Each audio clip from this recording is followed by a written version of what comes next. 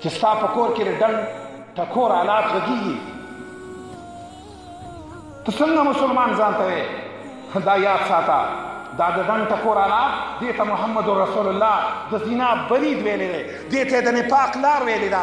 دا یاد ساته ستا په کور کې چې سندرې ټي وي سي آر ډش لګېدلی دی، دا به خامخا ستا ښځه بل طرف ته کږئ. یاد ساته، دا یې د قرآن او د حدیث نه به خامخا بل طرف ته اړئ.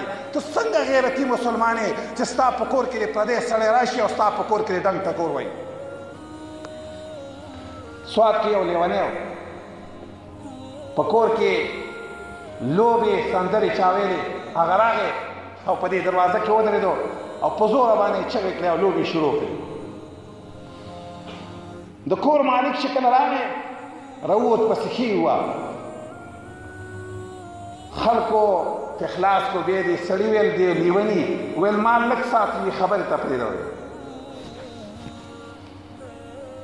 ویل څه ویل دننه د ده په کور کې ډم ټوله ورځ لګی و، خو ما په دروازه باندې چې یو ځل د یو لوبې چغه وکړه په ده باندې بده ولګېده. ده له په هغه مخکې خبره باندې ولې غیرت نه ورته و چې زما په دې بار خبره باندې ول غیرت ورغی؟ قرآن کې الله خپل نبي ته وایي وامر اهلک بالصلاة واستبر علیها.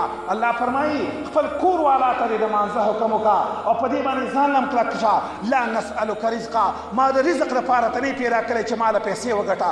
ته دې د خپلې ښځې تپوس وکړه چې ستا ښځه مونځ کوي او که نه کوي، او ستا ښځې ته د لمانځه صحیح طریقه معلومه ده که نه معلومه؟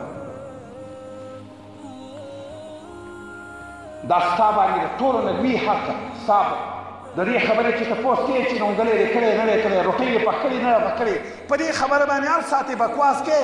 کله دې د ښځې نه دې تا تپوس وکړه چې تا ته د الله د دین څومره احکام معلوم دي؟ د هغې ته د حیض مسلې معلومې دي؟ نه. هغې ته د نفاس مسلې معلومې دي؟ نه. هغې ته د خپل زینت د طریقې د هغې کوم شی ونه ښکاره کول جایز دي کم نه دي؟ د چا سره لاس ملاول جایز دي نه دي؟